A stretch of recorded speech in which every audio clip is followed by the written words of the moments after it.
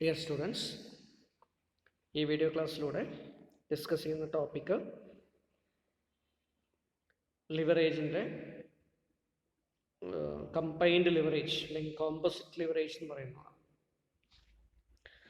Leverage type നമ്മൾ നോക്കുന്ന സമയത്ത് ഡിസ്കസ് ചെയ്തു. പ്രധാനമായിട്ടും 3 തരത്തിലുള്ള ലിവറേജ് ആയിട്ട് നമ്മൾ പറയാറുണ്ട്. ഒന്ന് ഫിനാൻഷ്യൽ ലിവറേജ്, 2 ഓപ്പറേറ്റിംഗ് ലിവറേജ്, 3 വരുന്നത് കമ്പൈൻഡ് ലിവറേജ് അല്ലെങ്കിൽ കോമ്പോസിറ്റ് ലിവറേജ്. ഒരു ഫേമിന് ടോട്ടലായിട്ട് വരുന്ന ലിവറേജ് ആയതുകൊണ്ട് ഇതിനെ ടോട്ടൽ ലിവറേജ് എന്ന് കൂടെ പറയാറുണ്ട്, അല്ലെങ്കിൽ ഓവറോൾ ലിവറേജ് എന്ന് കൂടെ പറയാറുണ്ട്. അപ്പം എന്താണ് ഈ കമ്പൈൻഡ് ലിവറേജ് അല്ലെങ്കിൽ കോമ്പോസിറ്റ് ലിവറേജ്? സോ ഓപ്പറേറ്റിംഗ് ലിവറേജിൻ്റെ കേസ് നമുക്കറിയാം, അത് ബിസിനസ് റിസ്കിനെ എഫക്റ്റ് ചെയ്യുന്ന ഒരു കാര്യമാണ് അല്ലേ. Operating activity, operating revenue, operating cost, ഇതുമായൊക്കെ ബന്ധപ്പെട്ട് വരുന്നതാണ് ഓപ്പറേറ്റിംഗ് ലിവറേജ്. അപ്പോൾ ബിസിനസ് റിസ്ക് ആണ് ഇൻഡിക്കേറ്റ് ചെയ്യുന്നത്. ഫിനാൻഷ്യൽ ലിവറേജ് നോക്കുന്ന സമയത്ത് നമ്മൾ പറഞ്ഞു അത് ഫിനാൻസിങ് ഡിസിഷൻ്റെ ഭാഗമായിട്ട് വരുന്നതാണ്. അതുകൊണ്ട് അല്ലേ അവിടെ എന്ത് ചെയ്യുന്നു, ഫിനാൻഷ്യൽ റിസ്ക് ആണ് നമുക്ക് വരിക അല്ലേ. അപ്പോൾ അവിടെ ഫിനാൻസ് കോസ്റ്റ് അല്ലേ, ഫിനാൻസ് കോസ്റ്റ് കവർ ചെയ്യാൻ പറ്റുന്ന ഒരു EBIT ക്ലിയർ. അപ്പോൾ ഇങ്ങനെ ഉള്ള കോൺസെപ്റ്റ്സ് ഒക്കെയാണ് നമ്മൾ അതിൽ വരുന്നത്. പക്ഷെ ഒരു ഫേമിനെ സംബന്ധിച്ചിടത്തോളം ഇത് രണ്ടും ഉണ്ടാവും അല്ലേ. ഓപ്പറേറ്റിംഗ് കോസ്റ്റ് സ്ട്രക്ചറിൽ ഫിക്സഡ് കോസ്റ്റ് ഉണ്ടാവും. ഫിനാൻഷ്യൽ സ്ട്രക്ചറിൽ നോക്കുകയാണെങ്കിൽ ഫിക്സഡ് ഇൻട്രസ്റ്റ് ബിയറിംഗ് സെക്യൂരിറ്റീസ് ഉണ്ടാവും. അപ്പം അതിന് ഇൻട്രസ്റ്റ് കൊടുക്കും വേണം. ഇങ്ങനെ ഓപ്പറേറ്റിംഗ് ലിവറേജ് ഉണ്ടാവാം, ഫിനാൻഷ്യൽ ലിവറേജും ഉണ്ടാവാം.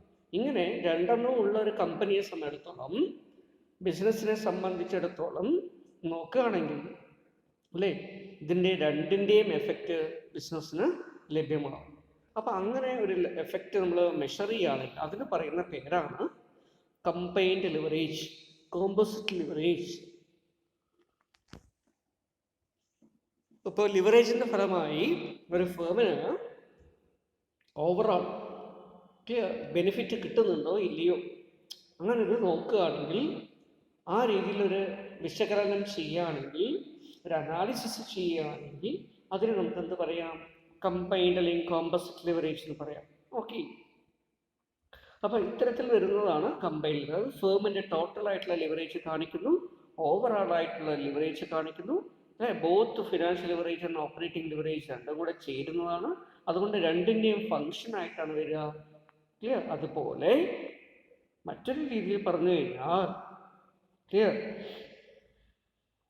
നമ്മൾ ടാക്സബിൾ പ്രോഫിറ്റ് എന്ന് പറയുന്ന ഏർണിങ്സ് ബിഫോർ ടാക്സ് എന്ന് പറയുന്നത് ക്ലിയർ, ടാക്സബിൾ പ്രോഫിറ്റിന് മുമ്പ് നമുക്ക് കിട്ടുന്ന clear sales minus variable cost ചെയ്താൽ കിട്ടുന്ന കോൺട്രിബ്യൂഷൻ്റെ, അതായത് പ്രോഫിറ്റിലേക്ക് ആഡ് ചെയ്ത് വരുന്ന കോൺട്രിബ്യൂഷൻ്റെ എത്ര ടൈംസ് ആണ്, എത്ര മടങ്ങാണ് എന്ന് ഇൻഡിക്കേറ്റ് ചെയ്യുന്നത് ക്ലിയർ. ഓക്കെ, അപ്പോൾ കോൺട്രിബ്യൂഷനിൽ 1% ചേഞ്ച് ചെയ്ത് കഴിഞ്ഞാൽ ക്ലിയർ, അത് EBTയിൽ എങ്ങനെയാണ് മാറ്റം വരുത്തുക, എന്തുമാത്രം മാറ്റം വരുത്താനുള്ള സാധ്യതയുണ്ട്.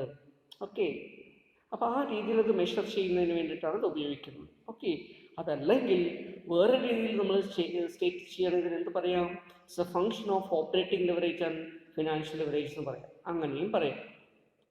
ഓർ ഇൻ അതർ വേർഡ്സ്, മറ്റൊരു രീതിയിൽ പറഞ്ഞാൽ ഡിഗ്രി ഓഫ് ഫിനാൻഷ്യൽ കമ്പൈൻഡ് ലിവറേജിൻ്റെ കേസസിൽ നമ്മൾ പറയുകയാണെങ്കിൽ percentage change in EPS divided by percentage change in sales എന്നാണ് ഫോർമുല. അതുകൊണ്ട് ഇൻഡിക്കേറ്റ് ചെയ്തത് എന്താ, for every 1% change in sales what will be the change in its EPS. 1% സെയിൽസിൽ വരുന്ന ചേഞ്ച് ഇൻക്രീസിങ്ങോ ഡിക്രീസിങ്ങോ ആയിക്കോട്ടെ അല്ലേ, അത് EPSനെ എങ്ങനെ ബാധിക്കുന്നു അല്ലേ, അൾട്ടിമേറ്റ് ഷെയർ ഹോൾഡേഴ്സിൻ്റെ റിട്ടേൺ ആയിട്ടുള്ള EPS ഏർണിങ്സ് പെർ ഷെയർ അല്ലേ, അതിനെങ്ങനെ ബാധിക്കുന്നു എന്ന് നിശ്ചയിക്കുന്നതിനാണ് കമ്പൈൻഡ് ലിവറേജ് അല്ലെങ്കിൽ കോമ്പോസിറ്റ് ലിവറേജ് എന്നുകൊണ്ട് അർത്ഥമാക്കുന്നത്. ഇപ്പോൾ ഇവിടെയും കമ്പൈൻഡ് ലിവറേജും ഫേവറബിൾ ആവാം, അൺഫേവറബിൾ ആവാം ക്ലിയർ. എന്തിനനുസരിച്ചിട്ടായിരിക്കും, സെയിൽസിൽ വർധനവ് ഉണ്ടാവുകയാണെങ്കിൽ അല്ലേ, അതുപോലെ തന്നെ കോൺട്രിബ്യൂഷനിൽ വർധനവ് ഉണ്ടാവുകയാണെങ്കിൽ, EBTയിൽ വർധനവ് ഉണ്ടാവുകയാണെങ്കിൽ അപ്പോഴൊക്കെ നമ്മൾ എന്ത് പറയും, ഇത് ഫേവറബിൾ ആണെന്ന് പറയും. അതല്ല മറിച്ചാണ് വരുന്നെങ്കിലോ, സെയിൽസ് കുറഞ്ഞു പോയി, അപ്പോൾ കോൺട്രിബ്യൂഷൻ കുറഞ്ഞു പോയി അല്ലേ, അപ്പോൾ EBT കുറഞ്ഞു, അപ്പോൾ അങ്ങനെയൊക്കെ വരുന്ന സമയത്ത് എന്ത് സംഭവിക്കും, നോർമലി അല്ലേ അത് അൺഫേവറബിൾ ആയിട്ട് വരാനുള്ള സാധ്യതയുണ്ട്. അപ്പോൾ ഈ രീതിയിൽ നമുക്ക് പറയാൻ പറ്റും. Okay, so what is the meaning of combined leverage? Combined leverage refers to the combination of OL and FL. Clear? OL stands for operating leverage and FL stands for financial leverage. And it is a relationship between contribution and taxable income, taxable profit ആയിട്ടുള്ള EBITയും കോൺട്രിബ്യൂഷനും തമ്മിലുള്ള ബന്ധമാണ്. Clear? C divided by EBIT, contribution divided by EBT. Clear? Not EBIT, contribution divided by EBT, taxable profit, ടാക്സിന് മുമ്പുള്ള ലാഭം. Clear? അപ്പോൾ അത് തമ്മിലുള്ള കോൺട്രിബ്യൂഷൻ ആൻഡ് ടാക്സബിൾ ഇൻകം അതിൻ്റെ ഒരു റേഷ്യോ ആയിട്ടാണ് നമ്മൾ ഇതിനെ കാൽക്കുലേറ്റ് ചെയ്യുന്നത്. So it is also known as total leverage or overall leverage or combined leverage, composite leverage എന്നൊക്കെ പറയപ്പെടും. സോ കമ്പ്യൂട്ടേഷൻ നോക്കുകയാണെങ്കിൽ OL ഇൻറ്റു FL ആണ്. It's A function of OL and FL അല്ലേ? അപ്പോൾ ഓപ്പറേറ്റിംഗ് ലെവറേജിനെയും ഫിനാൻഷ്യൽ ലെവറേജിനെയും രണ്ടിനും തമ്മിൽ എന്ത് ചെയ്യുക? മൾട്ടിപ്ലൈ ചെയ്ത് കഴിഞ്ഞാൽ കിട്ടുന്നതാണ് എന്ത്? Combined leverage. അതുകൊണ്ട് combined leverage equal to OL into FL. Clear? ഇനി OL എങ്ങനെയാണ് നമ്മൾ കണ്ടുപിടിക്കുക? ഓപ്പറേറ്റിംഗ് ലെവറേജ് എങ്ങനെയാണ് കണ്ടുപിടിക്കുക? C ഡിവൈഡഡ് ബൈ EBIT ആണ് അല്ലേ? കോൺട്രിബ്യൂഷൻ ഡിവൈഡഡ് ബൈ EBIT ആണ്. ക്ലിയർ? FL എങ്ങനെയാണ് കണ്ടുപിടിക്കുക? EBIT ഡിവൈഡഡ് ബൈ EBT ആണ്. ക്ലിയർ? അതുകൊണ്ട് ഇതിനെ വേറെ രീതിയിൽ എഴുതുകയാണെങ്കിൽ, എക്സ്പാൻഡ് ചെയ്ത് എഴുതുകയാണെങ്കിൽ എങ്ങനെ എഴുതാം? OLൻ്റെ ഫോർമുലയായിട്ടുള്ള C divided by EBIT into FLൻ്റെ ഫോർമുലയായിട്ടുള്ള EBIT ഡിവൈഡഡ് ബൈ EBT അല്ലേ? ഓർ അല്ലേ? നമുക്കറിയാം EBITയിൽ ഇവിടെ ഡിനോമിനേറ്റർ EBIT ഉണ്ട്, ഇവിടെ ന്യൂമറേറ്റർ EBIT ഉണ്ട്. അപ്പോൾ ന്യൂമറേറ്ററും ഡിനോമിനേറ്ററും നമുക്ക് എന്ത് ചെയ്യാൻ പറ്റും? ക്യാൻസൽ ചെയ്യാൻ പറ്റും. ക്ലിയർ? ഒരേ എമൗണ്ട് ആണെങ്കിൽ. ക്ലിയർ? അങ്ങനെ ഒരേ എമൗണ്ട്, ഒരു ഫേമിന് ഒരേ എമൗണ്ട് വെച്ചിട്ടാണ് നമ്മളിതൊക്കെ വർക്കൗട്ട് ചെയ്യുക. അതുകൊണ്ട് EBITയും രണ്ട് ക്യാൻസൽ ചെയ്ത് പോയി കഴിഞ്ഞാൽ പിന്നെ ബാക്കി എന്തുണ്ട്? കോൺട്രിബ്യൂഷൻ ന്യൂമറേറ്റർ ആയിട്ടുണ്ട്, EBT ഡിനോമിനേറ്റർ ആയിട്ടുണ്ട്. അപ്പോൾ അങ്ങനെ എഴുതാം. അപ്പോൾ കമ്പൈൻഡ് ലെവറേജ് എന്ന് പറഞ്ഞ ഒറ്റ ഫോർമുലയായിട്ട് പറയുമ്പോൾ എന്ത് പറയാം?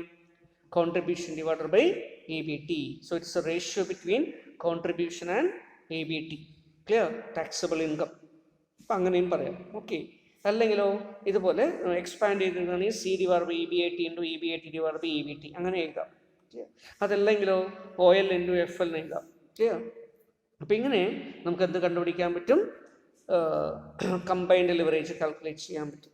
ഇനി ഡിഗ്രി ഓഫ് കമ്പൈൻഡ് ലെവറേജ് ആണ് വരുന്നതെങ്കിലോ അല്ലേ? നമ്മൾ അപ്പോഴും എന്ത് ചെയ്യേണ്ട? ഈ function of the DOL and DFL ആണ്. Clear? So it is A function of clear DCL stands for degree of combined leverage. Clear? So degree of combined leverage equal to degree of operating leverage into degree of financial leverage. Clear? ഇത് രണ്ടിൻ്റെയും ഒരു multiplied value, അതാണ് എന്ത്? Degree of combined leverage എന്ന് പറയുന്നത്. Clear? അപ്പോൾ അതുകൊണ്ട് നമുക്ക് ഇങ്ങനെ എഴുതാം, DOL ഇൻറ്റു DFL. ഇനി DOL എന്താണ്, DFL എന്താണെന്ന് നമുക്ക് നേരത്തെ അറിയാം അല്ലേ? അതുകൊണ്ട് എക്സ്പാൻഡ് ചെയ്ത് എഴുതുകയാണെങ്കിൽ ഇതിന് നമുക്ക് എങ്ങനെ എക്സ്പാൻഡ് ചെയ്യാം? DOL കാൽക്കുലേറ്റ് ചെയ്യുന്നതിനുള്ള നമ്മുടെ formula percentage change in EBIT divide by percentage change in sales ആണ്. ആണോ അല്ലയോ? ആണ്. ക്ലിയർ? DFL കാൽക്കുലേറ്റ് ചെയ്യേണ്ട ഫോർമുല എന്താ? Percentage change in EPS divide by percentage change in EBIT ആണ്. ക്ലിയർ? അപ്പോൾ ഇവിടെയും എന്തുണ്ട് നോക്കൂ? Percentage change in EBIT numerator ആയിട്ട് വരുന്നുണ്ട്, percentage change in EBIT denominator ആയിട്ട് വരുന്നുണ്ട്. അവ രണ്ടും നമ്മൾ ക്യാൻസൽ ചെയ്ത് കഴിഞ്ഞാൽ നെറ്റ് എഫക്റ്റ് എന്ത് കിട്ടും? പെർസെൻറ്റേജ് ചേഞ്ച് ഇൻ EPS ന്യൂമറേറ്ററും percentage change in sales denominator ആയിട്ടും വരും. ക്ലിയർ? അങ്ങനെയാണെങ്കിൽ നമുക്ക് ഇതിനെ എങ്ങനെ ചുരുക്കി എഴുതാൻ പറ്റും? So DCL degree of combined leverage is equal to percentage change in EPS divided by percentage change in sales. Clear? അപ്പോൾ എന്താ ഇത് ഇൻഡിക്കേറ്റ് ചെയ്യുന്നത്? Clear? For every 1% change in sales, what will happen to the, what is the percentage change in EPS? 1% sales മാറുമ്പോൾ, change ചെയ്യുമ്പോൾ EPSൽ എത്ര ശതമാനം മാറ്റം വരാൻ സാധ്യതയുണ്ട്? ക്ലിയർ? അല്ലെങ്കിൽ 1 times EPS സെയിൽസ് ചേഞ്ച് ചെയ്യുമ്പോൾ EPSൽ എത്ര ടൈംസിൽ ചേഞ്ച് വരാൻ സാധ്യതയുണ്ട്? അതുപോലെ തന്നെ സെയിൽസ് കുറയുകയാണെങ്കിൽ 1% സെയിൽസ് കുറഞ്ഞാൽ EPS എത്ര ശതമാനം കുറയാൻ സാധ്യതയുണ്ട്? ഇങ്ങനെയൊക്കെ മെഷർ ചെയ്തെടുക്കാൻ നമുക്ക് പറ്റും. ക്ലിയർ?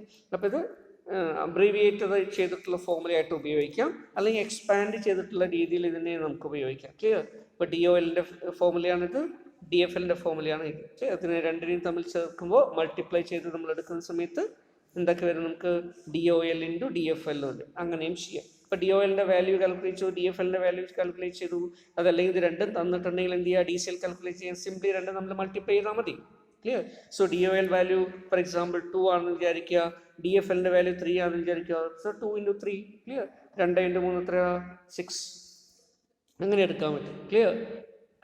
അപ്പോൾ ആ രീതിയിൽ നമുക്ക് തന്നിരിക്കുന്ന വാല്യൂ തന്നിട്ടുണ്ടെങ്കിൽ അത് വെച്ചിട്ട് എടുക്കാം. അല്ല പെർസെൻറ്റേജ് ചേഞ്ച് ഇൻ EBIT തന്നിട്ടുണ്ട്, പെർസെൻറ്റേജ് ചേഞ്ച് ഇൻ സെയിൽസ് തന്നിട്ടുണ്ട്, പെർസെൻറ്റേജ് ചേഞ്ച് ഇൻ EPS തന്നിട്ടുണ്ട് വിചാരിക്കുക. ഈ മൂന്നെണ്ണം തന്നിട്ട് എന്ത് ചെയ്യാം, നമുക്ക് ഈ രണ്ടിനെയും ഫോർമുല ചെയ്തിട്ട് മൾട്ടിപ്ലൈ ചെയ്യാം.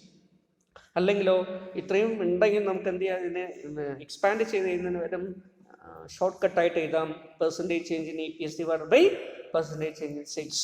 അങ്ങനെ എഴുതിക്കൊണ്ടും കാൽക്കുലേറ്റ് ചെയ്യാം. ഓക്കെ, സോ ഇതിൻ്റെ ഇമ്പോർട്ടൻസ് നോക്കാം. Importance of combined leverage. So a proper combination of OL and FL is a blessing to the company's growth. Clear? നല്ല രീതിയിൽ ഇതിനെ മിക്സ് ചെയ്യുകയാണെങ്കിൽ, കമ്പൈൻ ചെയ്യുകയാണെങ്കിൽ അതൊരു ബ്ലെസ്സിങ് ആയിട്ട് മാറും. Clear? So a company should try to have a balance of OL and FL. Clear? OL വളരെ കൂടിക്കഴിഞ്ഞാൽ ബിസിനസ് റിസ്ക് കൂടും, FL വളരെ കൂടിക്കഴിഞ്ഞാൽ ഫിനാൻഷ്യൽ റിസ്ക് കൂടും. അപ്പോൾ രണ്ടിനെയും തമ്മിൽ എന്ത് ചെയ്യണം, നമ്മളൊരു ബാലൻസിലേക്ക് കൊണ്ടുവരണം. ക്ലിയർ? വളരെ കൂടുതൽ ബിസിനസ് റിസ്ക് ഏറ്റെടുക്കാനോ വളരെ കൂടുതൽ ഫിനാൻഷ്യൽ റിസ്ക് ഏറ്റെടുക്കാനോ കമ്പനിക്ക് കഴിയുണ്ടാവില്ല, അല്ലെങ്കിൽ ഷെയർ ഹോൾഡേഴ്സിന് പറ്റുണ്ടാവില്ല. അപ്പോൾ അതുകൊണ്ട് എന്ത് ചെയ്യണം, so A firm should strike A balance. Clear? ഒരു പ്രോപ്പർ ബാലൻസ് അല്ലെങ്കിൽ ഒരു ഓപ്റ്റിമൈസേഷൻ അവിടെ ചെയ്യേണ്ടതായിട്ട് വരും. So combined leverage enables to know the overall risk assumed by the firm. അത് എന്ത് ഇൻഡിക്കേറ്റ് ചെയ്യുന്നു, overall risk of the firm. അല്ലേ? ഒരു ഫേമിന് ബിസിനസ് റിസ്ക്കും ഫിനാൻഷ്യൽ റിസ്ക്കും കമ്പൈൻഡ് ആയിട്ട് വരുമ്പോൾ എന്ത് ഓവറോൾ റിസ്ക്, ടോട്ടൽ റിസ്ക് എന്ത് വരാൻ സാധ്യതയുണ്ടെന്ന് ഇൻഡിക്കേറ്റ് ചെയ്യും. ക്ലിയർ? ഇപ്പോൾ ഇൻറ്റേർണൽ ആയിട്ടുള്ള അൺസിസ്റ്റമാറ്റിക് ആയിട്ടുള്ള റിസ്ക് ടോട്ടൽ എത്രയാണെന്ന് കണ്ടുപിടിക്കാൻ ഇതിലൂടെ കഴിയും. Clear? So it reflects the combined effect of operating risk and financial risk. Clear? On EPS. ഒരു കമ്പനിയുടെ EPSൽ ഷെയർ ഹോൾഡേഴ്സിന് കിട്ടുന്ന റിട്ടേൺ ആയിട്ടുള്ള ഏർണിങ്സ് പെർ ഷെയറിൽ എന്തുമാത്രം മാറ്റമാണ്, അല്ലേ, ബിസിനസ് റിസ്കിൻ്റെയും ഫിനാൻഷ്യൽ റിസ്കിൻ്റെയും ഫലമായിട്ട് വരിക എന്ന് ഇത് മെഷർ ചെയ്യുന്നു. അല്ലേ? അത് രണ്ട് തരത്തിലും വരാം, രണ്ട് ഡയറക്ഷനിലേക്കും വരാം.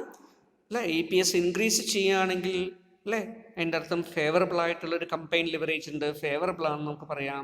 EPS ഡിക്രീസ് ചെയ്ത് പോവുകയാണെങ്കിൽ, അല്ലേ, അപ്പോൾ എന്ത് പറയും, നമ്മൾ അൺഫേവറബിൾ ആയിട്ടുള്ള കമ്പൈൻഡ് ലിവറേജ് അല്ലെങ്കിൽ അൺഫേവറബിൾ ആയിട്ടുള്ള ടോട്ടൽ റിസ്ക് ആയിട്ട് നമുക്ക് പറയാൻ പറ്റും. ക്ലിയർ? അപ്പോൾ ഇവിടെയും ഇതൊരു ഡബിൾ എഡ്ജഡ് വെപ്പൺ ആയിട്ട് തന്നെയാണ് വരുന്നത്. Clear? So let us see one example. Clear? So a company has a sale of rupees 2 lakh. The variable costs are 40% of the sales, while the fixed operating cost amounts rupees 60,000. Clear? So information is given. സെയിൽസിൻ്റെ amount തന്നിട്ടുണ്ട്, variable cost 40% ആണ്. അല്ലേ? അപ്പോൾ 2,00,000-ൻ്റെ 40% നമ്മൾ കണ്ടുപിടിക്കണം. അല്ലേ? അപ്പോൾ 80,000 rupees, 2 lakh into 40/100 പറയുമ്പോൾ 80,000 rupees വരും വേരിയബിൾ കോസ്റ്റ്. ക്ലിയർ? സോ 80,000 നമ്മൾ VC എന്ന് ഇട്ടിട്ട് 80,000 rupees, 2 lakh into 40/100, 80,000 നമുക്ക് ചെയ്യാം. Then why the fixed cost amounted to rupees 60,000. Fixed cost 60,000 രൂപയാണെന്ന് തന്നിട്ടുണ്ട്. Then the interest, clear, on the long term debt is rupees 20,000. 20,000 രൂപയുടെ long term ഡെപ്റ്റിൻ്റെ interest കൊടുക്കാനുണ്ട്. Clear? Interest finance കോസ്റ്റും തന്നിട്ടുണ്ട്. Calculate the combined leverage and illustrate its effect on the sales increase by 5%. Clear? അപ്പോൾ ആദ്യം ഇതിൻ്റെ details വെച്ചിട്ട് എന്ത് ചെയ്യണം, കാൽക്കുലേറ്റ് ചെയ്യണം. എന്നിട്ട് സെയിൽസ് 5% കൂടിയാൽ എന്ത് സംഭവിക്കുന്നു നമ്മൾ കാണിച്ചു കൊടുക്കണം. ക്ലിയർ? അപ്പോൾ നമുക്ക് ആദ്യത്തെ കേസ് നോക്കാം. ക്ലിയർ? ഫസ്റ്റ് സിറ്റുവേഷൻ നമ്മൾ കോളം വരയ്ക്കുന്നതിൻ്റെയും സ്റ്റേറ്റ്മെൻറ്റ് ഷോയിങ് കമ്പൈൻഡ് ലിവറേജ് എന്ന് എഴുതി, എന്നിട്ട് എന്ത് വരയ്ക്കണം, ഒരു, അല്ലേ, സ്റ്റേറ്റ്മെൻറ്റ് വരച്ച് അതിൽ particulars column, amount column. Okay, ഇനി പർട്ടിക്കുലേഴ്സ് കോളത്തിൽ നമ്മൾ എഴുതിയ sales 2 lakh rupee less variable cost 80,000. നമ്മൾ നേരത്തെ കാൽക്കുലേറ്റ് ചെയ്ത value. Clear? That is 2 lakh into 40/100. Clear? That then therefore contribution will give you 1,20,000. Clear? So 1,20,000 is the contribution. S minus V. Clear?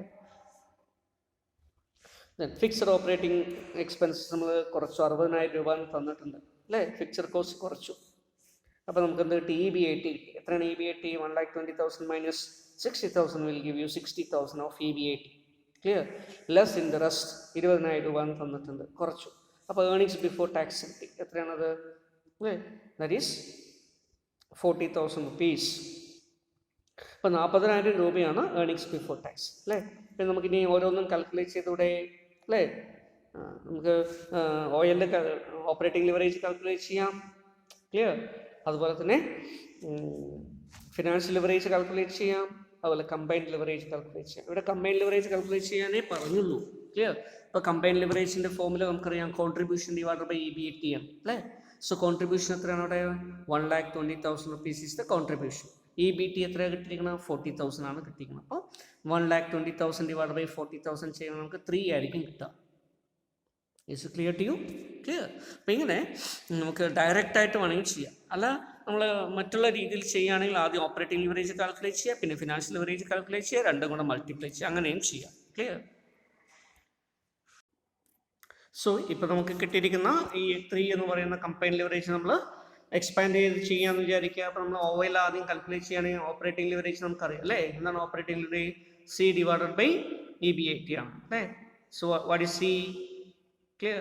So contribution equal to 1,20,000. So 1,20,000 divided by EBIT 60,000.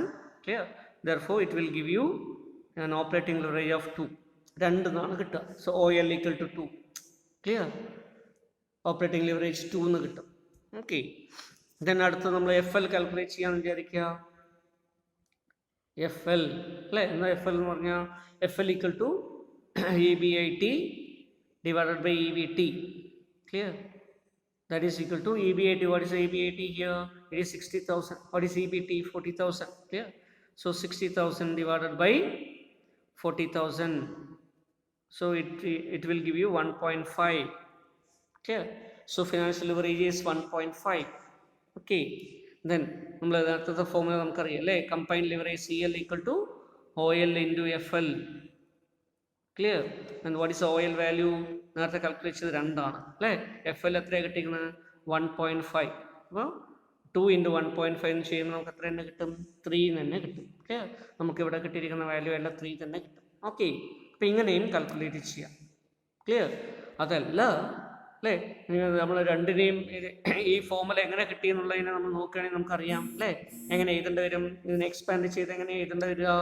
So combined leverage equal to അല്ലേ EBIT, that is contribution divided by EBIT into EBIT divided by EBT. Clear? അപ്പോൾ നമ്മൾ അതിനെ substitute ചെയ്യാമെന്ന് വിചാരിക്കുക. എങ്ങനെ വരും contribution? So that is equal to 1,20,000 divided by 60,000 into 60,000 divided by 40,000. Clear? അപ്പോൾ നമ്മൾ എന്ത് ചെയ്തു? EBIT ഇവിടെ 60,000 ഡിനോമിനേറ്റർ ഉണ്ട്, EBIT ഇവിടെ ന്യൂമറേറ്റർ 60,000. അപ്പോൾ രണ്ടും കൂടെ ക്യാൻസൽ ചെയ്തു. അപ്പോൾ ബാക്കി എന്ത് കിട്ടും? That is contribution divided by അല്ലേ. നമുക്ക് നെറ്റായിട്ട് കിട്ടുമ്പോൾ contribution divided by EBT. Okay. That is 1,20,000 divided by 40,000. So that is equal to 3. ഇങ്ങനെ നമുക്ക് എക്സ്പാൻഡ് ചെയ്ത് കാൽക്കുലേറ്റ് ചെയ്യാം. ക്ലിയർ? അപ്പോൾ ഈ രീതിയിൽ നമുക്ക് തന്നിരിക്കുന്ന ക്വസ്റ്റ്യൻസുള്ള വേരിയബിൾ അനുസരിച്ച് നമുക്ക് ഈസി ആയിട്ടോ അല്ലെങ്കിൽ മാർക്കിൻ്റെ ബേസ് ചെയ്തിട്ടോ എങ്ങനെയാണ് നമുക്ക് കാൽക്കുലേറ്റ് ചെയ്യേണ്ടത് ആ രീതിയിൽ ചെയ്യാം. ക്ലിയർ? അപ്പോൾ ഒരു 5 മാർക്കിനാണ് ഒരു ക്വസ്റ്റ്യൻ ചോദിച്ചെങ്കിൽ നമുക്ക് ഈ രീതിയിൽ തന്നെ ചെയ്താൽ മതി. അല്ല പക്ഷേ SC ആയിട്ട് ഒരു ക്വസ്റ്റ്യൻ ചോദിച്ചാൽ നമ്മൾ എന്ത് ചെയ്യണം? അപ്പോൾ OL കാൽക്കുലേറ്റ് ചെയ്ത് FL കാൽക്കുലേറ്റ് ചെയ്ത് അതിൻ്റെ എക്സ്പാൻഷനൊക്കെ ചെയ്ത് എന്നിട്ട് എന്ത് ചെയ്യുക? ഇതിനെ റെഡ്യൂസ് ചെയ്തിട്ട് ഇതിലേക്ക് വരിക. അപ്പോൾ SA ക്വസ്റ്റ്യൻ ഒരു 10 മാർക്കിൻ്റെ ക്വസ്റ്റ്യൻ ആയിട്ടൊക്കെ ചോദിക്കുകയാണെങ്കിൽ അങ്ങനെ ചെയ്യാം കേട്ടോ. ദെൻ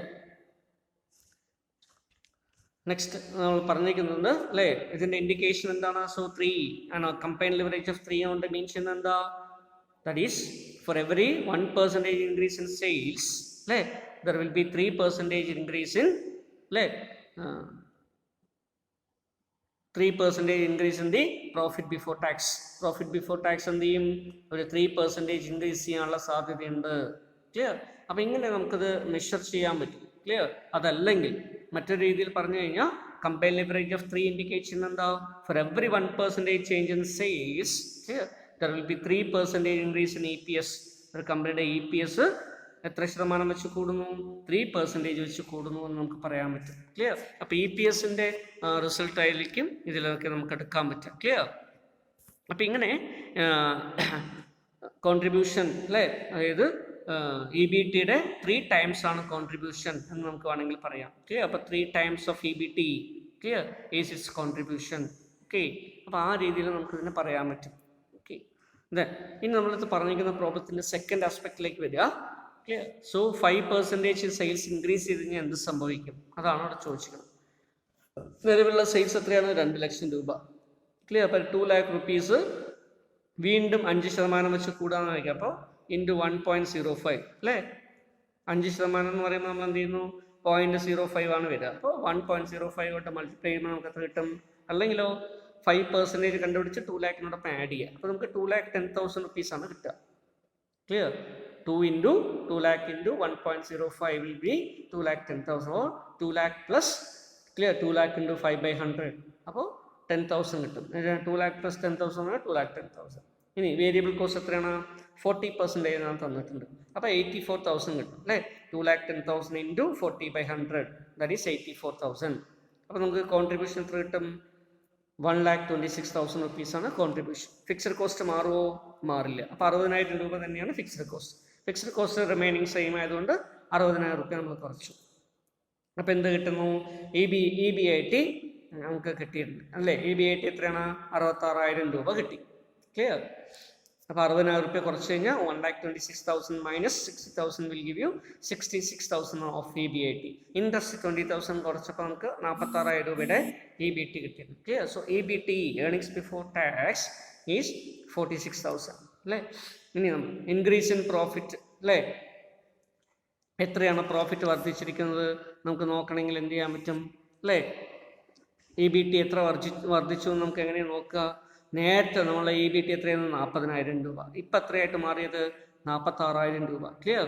അപ്പോൾ സെയിൽസ് 5% വർദ്ധിച്ചു കഴിഞ്ഞാൽ അല്ലേ 3 times എന്ത് വർദ്ധിക്കണം, EBT വർദ്ധിക്കണം. അപ്പോൾ വർദ്ധിച്ചു നമ്മൾ എങ്ങനെ നോക്കും അല്ലേ. അപ്പോൾ അതിനെ വെച്ച് നമ്മൾ നോക്കുകയാണെങ്കിൽ നമുക്കറിയാൻ പറ്റും അല്ലേ. സോ ദാറ്റ് ഈസ്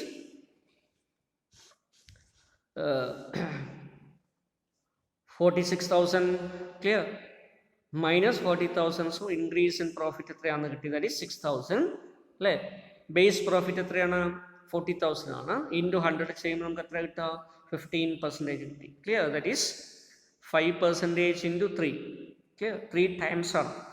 ഒരു 1% സെയിൽസ് വർദ്ധിക്കുകയാണെങ്കിൽ 3 times അല്ലെങ്കിൽ 3% എന്ത് വർദ്ധിക്കും, EBT വർദ്ധിക്കും അല്ലേ. അപ്പോൾ 5% സെയിൽസ് വർദ്ധിച്ചപ്പോൾ അവിടെ എത്ര വർദ്ധിക്കണം, into 3 that is equal to 15% വർദ്ധിച്ചിരിക്കണം. ക്ലിയർ. അപ്പോൾ 15% വർധനം അവിടെ വന്നിട്ടുണ്ട്. ക്ലിയർ. അപ്പോൾ ഇങ്ങനെ നമുക്ക് നോക്കാൻ പറ്റും. ക്ലിയർ. ഇനിയിപ്പോൾ അഥവാ EPS വാല്യൂ ഒക്കെ നമ്മൾ കാൽക്കുലേറ്റ് ചെയ്തിട്ടുണ്ടെന്ന് വിചാരിക്കും, നമ്പർ ഓഫ് ഷെയർസ്, അതുപോലെ തന്നെ ടാക്സിൻ്റെ എമൗണ്ട് ഇതൊക്കെ തന്നിട്ടുണ്ടെങ്കിൽ നമ്മൾ അതൊക്കെ വെച്ച് കഴിഞ്ഞാൽ നമ്മൾ വെച്ച് നോക്കുകയാണെങ്കിൽ നമുക്ക് എന്ത് കിട്ടും, ഫൈനലി EPSലും ഇതേ തരത്തിലുള്ളൊരു വർധനവ് കാണാൻ പറ്റും. ക്ലിയർ. EBT എങ്ങനെയാണോ വർദ്ധിക്കുന്നത് അതേ ഒരു പ്രപ്പോർഷനേറ്റ് ആയിട്ട് എന്ത് ചെയ്യുക വർദ്ധിച്ചിട്ടുണ്ടാവും, ഏർണിങ്സ് പെർ ഷെയർ. ക്ലിയർ. അപ്പോൾ അതുകൂടെ വർദ്ധിച്ചിട്ടുണ്ടാവും. അപ്പോൾ അങ്ങനെ നമ്മൾ നോക്കുമ്പോൾ നമുക്ക് എന്ത് പറയാൻ പറ്റും, 1% അല്ലേ change in sales will leads to clear this much percentage clear change in EPS നമുക്ക് പറയാൻ പറ്റും, കമ്പൈൻ ലിവറേജ് ആയതുകൊണ്ട്. Clear.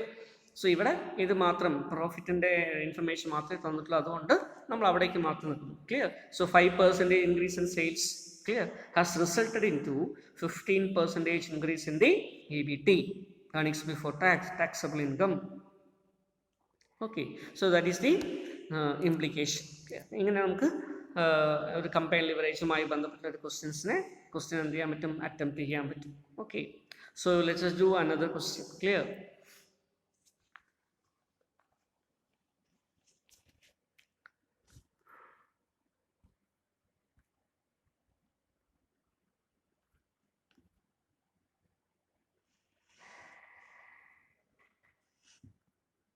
Okay, so the illustration number 3, clear.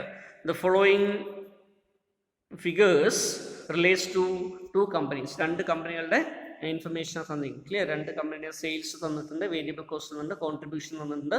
Clear. അതുപോലെ തന്നെ ഫിക്സഡ് കോസ്റ്റ് തന്നിട്ടുണ്ട്, മൈനസ് ചെയ്തു. ക്ലിയർ. അപ്പോൾ EBIT കിട്ടിയിട്ടുണ്ട്, അതിന് ഇൻട്രസ്റ്റ് മൈനസ് ചെയ്തു, പ്രോഫിറ്റ് ബിഫോർ ടാക്സ് വരെ കിട്ടിയിട്ടുണ്ട്. ക്ലിയർ. ഇത് രണ്ട് കമ്പനിയിൽ തന്നിട്ടുണ്ട്, എയുടെയും തന്നിട്ടുണ്ട്, ബിയുടെയും തന്നിട്ടുണ്ട്. You are required to calculate operating clear financial and combined leverages for the two companies. Clear. And comment on the relative risk position of the company. Clear. അപ്പോൾ അവിടെ എല്ലാ ഇൻഫർമേഷനും നമ്മൾ സ്റ്റേറ്റ്മെന്റ് ഒന്നും ചെയ്യേണ്ട കാര്യമില്ല. All the information is given in the question itself. Clear. ഇനി എന്ത് ചെയ്യുക, നമ്മൾ ഫോമുല മാത്രം അപ്ലൈ ചെയ്താൽ മതി അല്ലേ. നമ്മളത് കാൽക്കുലേറ്റ് ചെയ്യാൻ പറഞ്ഞിരിക്കുന്ന ഓരോ ഐറ്റംസ് കാൽക്കുലേറ്റ് ചെയ്യണം അവിടെ. ക്ലിയർ. ഓപ്പറേറ്റിംഗ് ലിവറേജ് കാൽക്കുലേറ്റ് ചെയ്യണം, ഫിനാൻഷ്യൽ ലിവറേജ് കാൽക്കുലേറ്റ് ചെയ്യണം, കമ്പൈൻ ലിവറേജ് കാൽക്കുലേറ്റ് ചെയ്യണം. ക്ലിയർ. സോ ആദ്യം നമ്മൾ ഓയിൽ, എന്താ OL, contribution divided by EBT ആണ്. അപ്പോൾ കോൺട്രിബ്യൂഷൻ നമ്മുടെ പ്രോബ്ലത്തിൽ തന്നിരിക്കുന്നത് എത്രയാ? Clear. So contribution is given as okay, sales minus variable cost is 4,50,000, 10,50,000. clear. So 4,50,000. അപ്പോൾ ഇതിന്റെ താഴെയായിട്ട് തന്നെ നമ്മൾ വരയ്ക്കുകയാണെങ്കിൽ statement showing clear OL FL and CL എന്ന് എഴുതി clear. Particulars column 3 amount column അല്ലെ, 2 amount column, A limited B limited അങ്ങനെ കൊടുത്താൽ മതി. അപ്പോൾ നമുക്ക് ഓരോന്നിനും അതാത് എമൗണ്ട് കോളത്തിൽ വർക്ക്ഔട്ട് ചെയ്യാൻ പറ്റും. ക്ലിയർ. ഇനി പർട്ടിക്കുലേഴ്സ് കോളത്തിൽ നമ്മൾ എന്ത് ചെയ്തും OL equal to C divide by EBT. Clear. എന്നിട്ട് എയുടെ കോളത്തിൽ നമ്മൾ എഴുതും അല്ലേ, 4,50,000 divide by EBIT. What is EBIT? 2,25,000 and 4,50,000. Clear. അപ്പോൾ 2,25,000 ഈക്വൽ ടു 2 കിട്ടി. ഇനി ബിയുടെ എടുക്കുമ്പോഴോ 10,50,000 divide by 4,50,000 will give you 2.33. Clear. അപ്പോൾ ഇത് ഓപ്പറേറ്റിംഗ് ലിവറേജ്. ഇനി ഫിനാൻഷ്യൽ ലിവറേജ് എടുക്കുമ്പോഴോ EBIT ഡിവൈഡ് ബൈ EBT ആണ്. ഓക്കെ. അപ്പോൾ ഇവിടെ EBIT നമുക്ക് കിട്ടിയിട്ടുണ്ട് ഓൾറെഡി, നേരത്തെ പറഞ്ഞു അല്ലേ, 2,25,000 റുപ്പീസും 4,50,000. EBT 1,50,000ഉം 3,50,000. അപ്പോൾ നമ്മൾ നോക്കുകയാണെന്ന് വിചാരിക്കുക. So what is the financial leverage? EBIT divide by EBT equal to എയുടെ കേസിൽ 2,25,000 divide by 1,50,000 will give you 1.5 financial leverage. ബിയുടെ കേസിലാണെങ്കിലോ 4,50,000 രൂപ EBIT divided by 3,00,000 rupees of EBT will give you 1.5. Clear. രണ്ടും ഒരേ തരത്തിലുള്ള വാല്യൂ ആണ് കിട്ടുന്നത്. ഇനി കമ്പൈൻഡ് ലിവറേജ് നമ്മൾ കാൽക്കുലേറ്റ് ചെയ്യും. എന്താ combined leverage?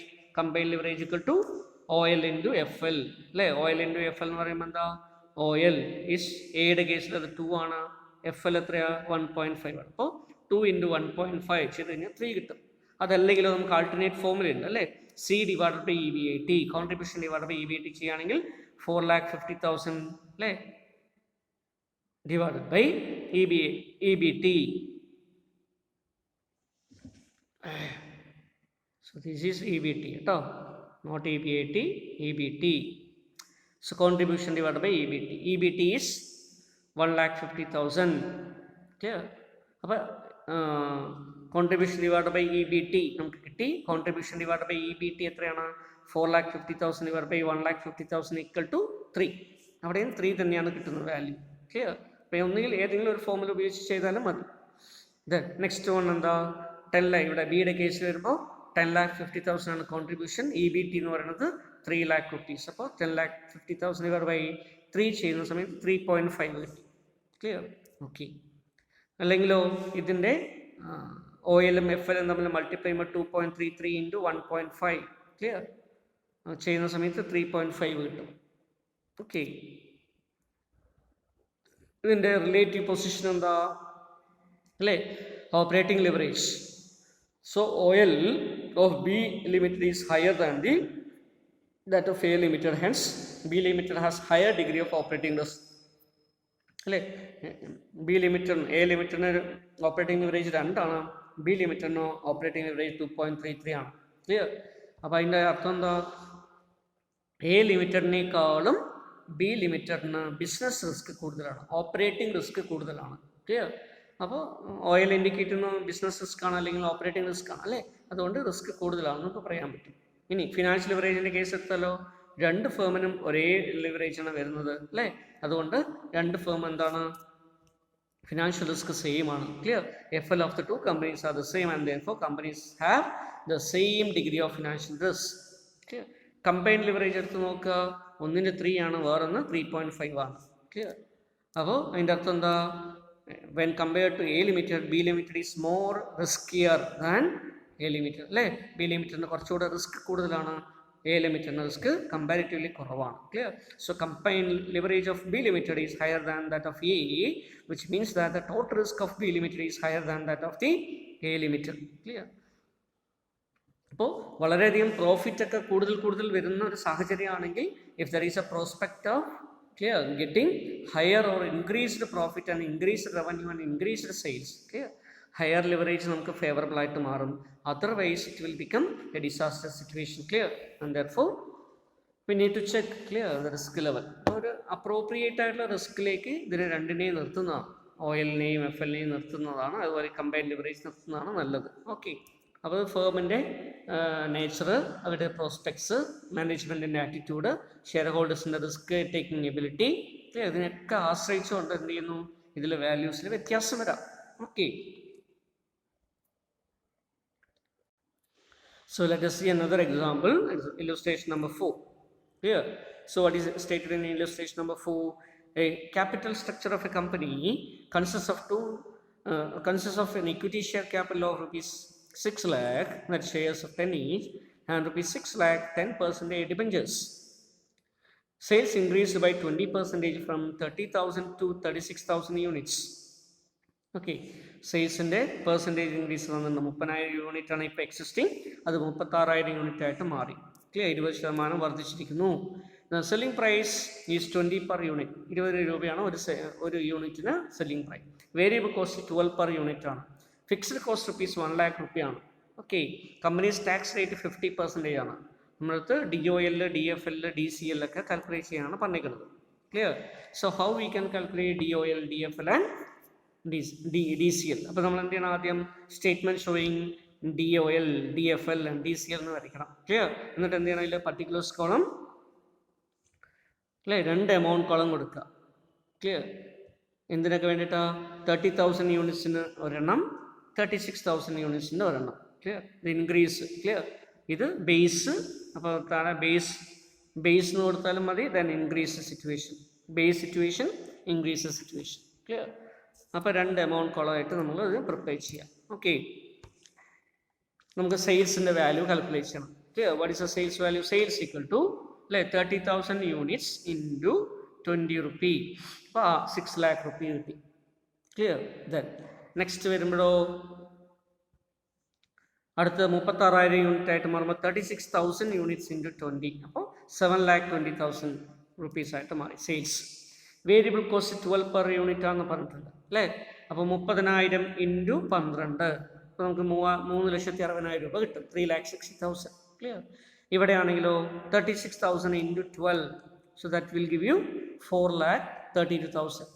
Clear, then S minus V, sales minus variable cost, like contribution. So contribution equal to 2,40,000, 2,88,000. Clear, സെയിൽസിൽ നിന്നും എന്ത് ചെയ്തു, വേരിയബിൾ കോസ്റ്റ് മൈനസ് ചെയ്തു. ക്ലിയർ, അപ്പോൾ നമുക്ക് കോൺട്രിബ്യൂഷൻ കിട്ടി. ഇനി എന്ത് ചെയ്യണം, നമ്മൾ ഫിക്സ്ഡ് കോസ്റ്റ് മൈനസ് ചെയ്തു. ഫിക്സ്ഡ് കോസ്റ്റ്, അല്ലേ, നേരത്തെ എപ്പോഴും 1 lakh രൂപയാണ്, യൂണിറ്റ് ഇൻക്രീസ് ചെയ്താലും 1 lakh രൂപയാണ്. അപ്പോൾ 1 lakh രൂപ കുറച്ചപ്പോൾ നമുക്ക് EBIT കിട്ടി 1,40,000, 1,88,000. ക്ലിയർ, ഇൻട്രസ്റ്റ് നമുക്ക് തന്നിട്ടുണ്ട്, അല്ലേ, 10% ഡിബഞ്ചേഴ്സ് ഉണ്ടെന്ന് പറഞ്ഞിട്ടുണ്ട്. 6 lakh rupees-നാണുള്ളത്. അപ്പോൾ 6 ലക്ഷം ഇൻറ്റു 10/100 എന്ന് പറയുമ്പോൾ 6 lakh into 10/100. Clear, so 6 lakh into 10/100 will give U 60,000. അല്ലേ, ഡിബഞ്ചറിൻ്റെ ഇൻട്രസ്റ്റ് മാറുമോ? വോളിയം ഓഫ് ഓപ്പറേഷൻ അനുസരിച്ച് ഇല്ല, അത് ഫിക്സഡ് ആണ്, അല്ലേ, ഫിക്സഡ് ഫിനാൻഷ്യൽ കോസ്റ്റാണ്. അപ്പോൾ 60,000, ഇപ്പോൾ 2 സിറ്റുവേഷനിൽ 60,000 രൂപ തന്നെ വരും. അപ്പോൾ ഇൻട്രസ്റ്റ് എങ്ങനെ കാൽക്കുലേറ്റ് ചെയ്യുക? ഡിബഞ്ചറിൻ്റെ എമൗണ്ട്, ഡെപ്റ്റിൻ്റെ എമൗണ്ട് ഇൻറ്റു, അല്ലേ, 10/100, 10% ആണെന്ന് തന്നിരിക്കുന്നതുകൊണ്ട് 10/100, അപ്പോൾ 60,000. ക്ലിയർ, അപ്പോൾ നമുക്ക് EBT, earnings before tax, it is 80,000, 1,28,000.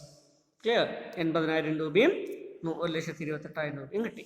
Clear, tax കുറച്ചു, ലെസ് ടാക്സ്, 50%, അല്ലേ, 80,000-ൻ്റെ 50% വരുമ്പോൾ 40,000 രൂപ വരും tax.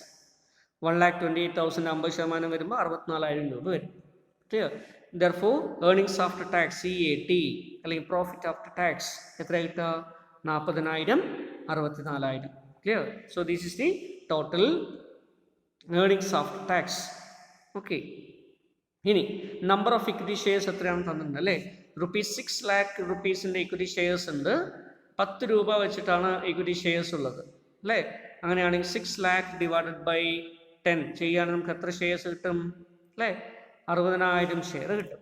Clear, so number of equity share will be 6 lakh divided by 10 equal to 60,000. Clear, 60,000 ഷെയർസാണ് ആകെ ഉള്ളത്, അല്ലേ. ഇൻറ്റു 10 rupees ചെയ്യുന്ന സമയത്ത് 6 ലക്ഷം രൂപയുടെ ക്യാപിറ്റൽ. ക്ലിയർ, EPS കാൽക്കുലേറ്റ് ചെയ്യുമ്പോൾ എന്താ?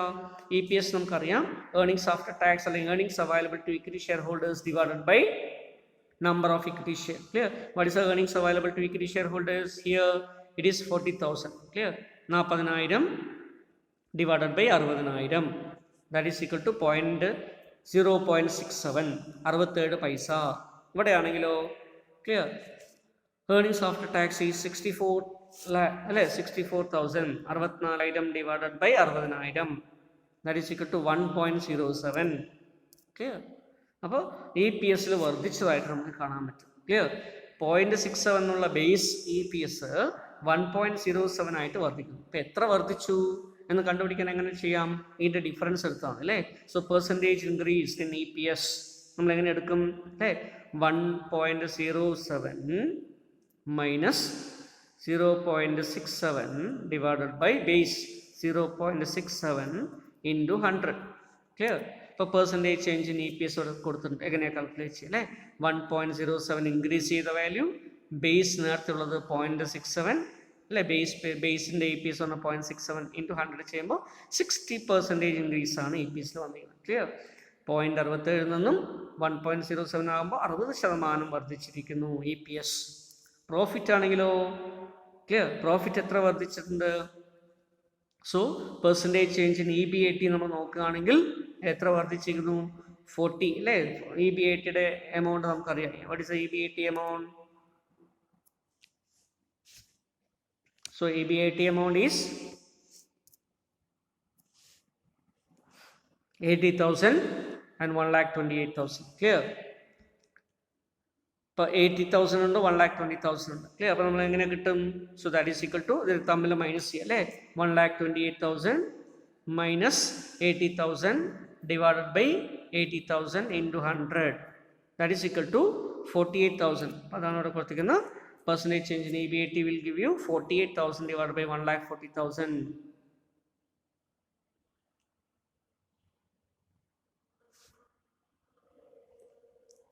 1,40,000 ഒക്കെയാണ് ഇവിടെ കൊടുത്തിരിക്കുന്നത്. So it is not 1,40,000. So ഇവിടെ നമ്മൾ വാല്യൂ എടുത്തതിൽ തെറ്റിപ്പോയിട്ടുണ്ട് അല്ലേ. EBIT ആണ് നമ്മൾ എടുത്തത്, പക്ഷേ ഇവിടെ താഴത്തെ എമൗണ്ടാണ് എടുത്തു പോയത്. Clear? So EBIT here is 1,40,000, 1,88,000. Clear? ഇതിൻ്റെ ഡിഫറൻസ് ആണ് എടുക്കേണ്ടത്. ക്ലിയർ? അപ്പോൾ പെർസെൻറ്റേജ് ചേഞ്ച് ഇൻ EBIT എടുക്കുമ്പോൾ എങ്ങനെ വരും? 1,88,000 minus 1,40,000 divided by 1,40,000 into 100. Clear? So 1,88,000 ആയിട്ട് EBIT മാറി. 1,40,000 ആണ് പ്രീവിയസ്ലി ഉണ്ടായിരുന്നത് അല്ലേ. അപ്പോൾ അതിൻ്റെ എടുക്കുന്ന സമയത്ത് 48,000 divided by 1,40,000 കിട്ടും. So that is equal to 34.29%. So this is the percentage change in EBIT. And what is the percentage change in sales? Or sales in the value എടുത്ത് നോക്കുക. Clear? Actual sales is 7,20,000. ഇപ്പോൾ മാറിയത് അല്ലേ. നേരത്തെ previously എത്ര ഉണ്ടായിരുന്നു? 6 lakh ഉണ്ടായിരുന്നു. So 7,20,000 minus 6 lakh divided by 6 lakh into 100 ചെയ്യുക അല്ലേ. അപ്പോൾ നമുക്ക് എത്ര കിട്ടും?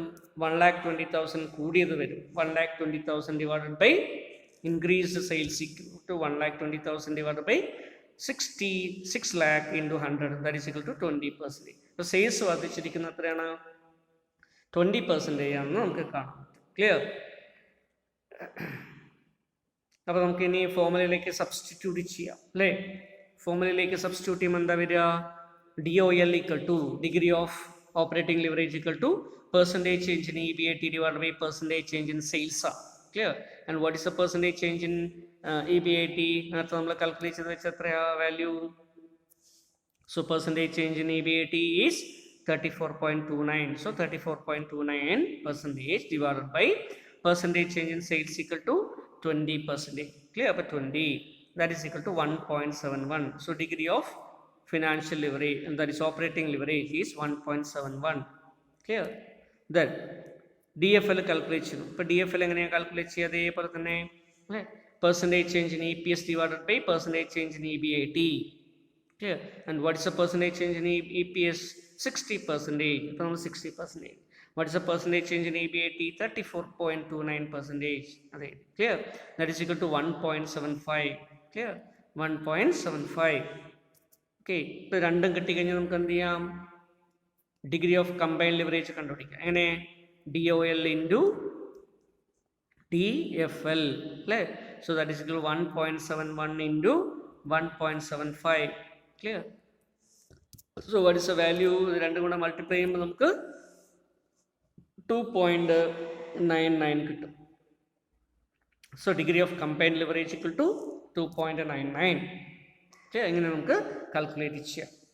ഓക്കെ, ഇനി ഇങ്ങനെ ചെയ്യുന്നില്ലെങ്കിൽ നമുക്ക് എന്ത് ചെയ്യാം? ഇവിടെ തന്നിരിക്കുന്ന വാല്യൂ നമുക്കറിയാം അല്ലേ? പെർസെൻറ്റേജ് ചേഞ്ചിനും EBIT ന്യൂമറേറ്റർ ആയിട്ട് വരുന്ന പെർസെൻറ്റേജ് ചേഞ്ചിന് EBIT ഡിനോമിനേറ്റർ ആയിട്ട്. അപ്പോൾ രണ്ടും നമ്മൾ വെട്ടിക്കഴിഞ്ഞാൽ എന്തൊക്കെ വരും?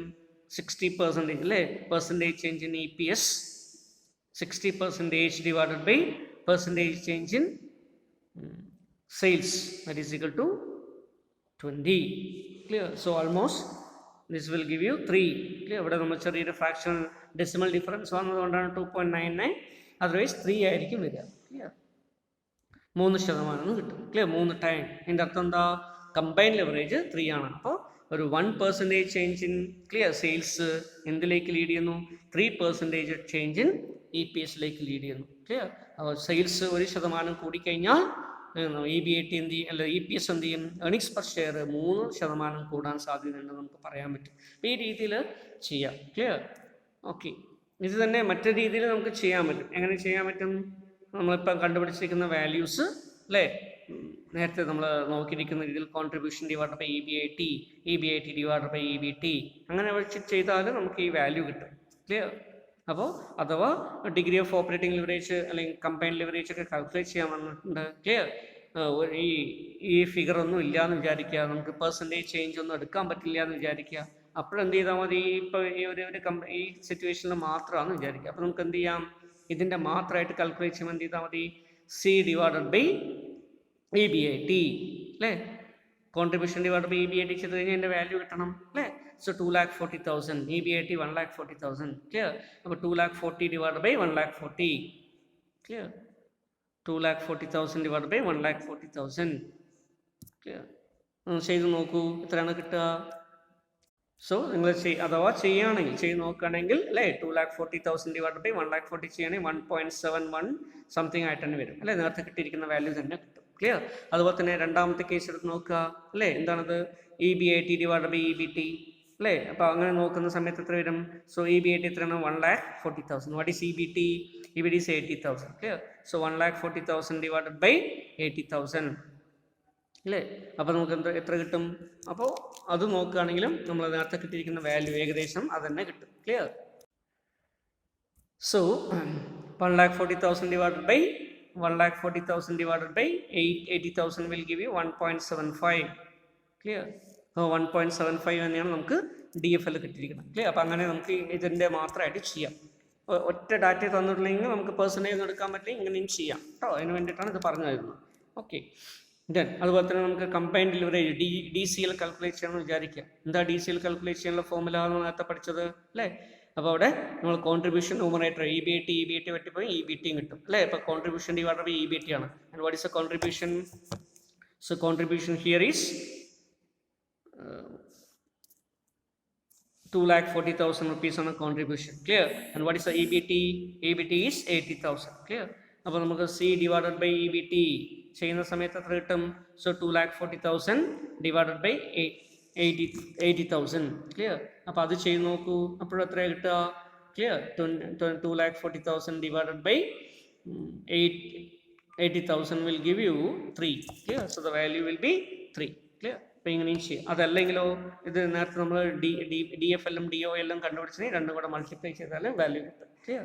അപ്പോൾ ഇങ്ങനെ ഏതെങ്കിലും ഒരു ഡാറ്റ മാത്രമേ തന്നിട്ടുള്ളൂ, ഇൻക്രീസ് ഒന്നും തന്നിട്ടില്ല, ഡിക്രീസ് ഒന്നും തന്നിട്ടില്ല. അപ്പോൾ നമുക്ക് പെർസെൻറ്റേജ് ഒന്നും എടുക്കാൻ പറ്റില്ല.